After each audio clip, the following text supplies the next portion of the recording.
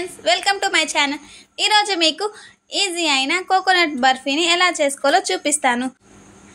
కొబ్బరి, బెల్లము, టేస్ట్కి సరిపడా కొద్దిగా నెయ్యి ఉంటే సరిపోతుంది. కోకోనట్ బర్ఫీ చేసుకోవచ్చు.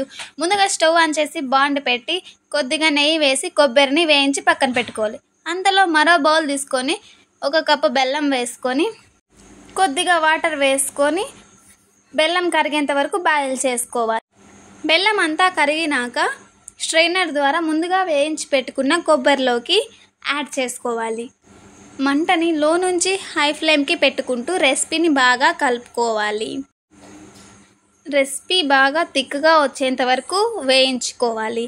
రెసిపీ అంతా థిక్గా వచ్చిన తర్వాత స్టవ్ ఆఫ్ చేసుకొని ఒక ప్లేట్ తీసుకొని నెయ్యిని అప్లై చేసుకోవాలి.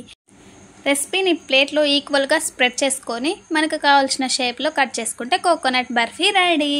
కోకోనట్ బర్ఫీ అయితే చాలా బాగా వచ్చింది. తప్పకుండా మీరు కూడా ట్రై చేయండి. ఈ వీడియో మీకు నచ్చినట్లయితే లైక్ చేయండి, షేర్ చేయండి, తప్పకుండా సబ్స్క్రైబ్ చేసుకోండి.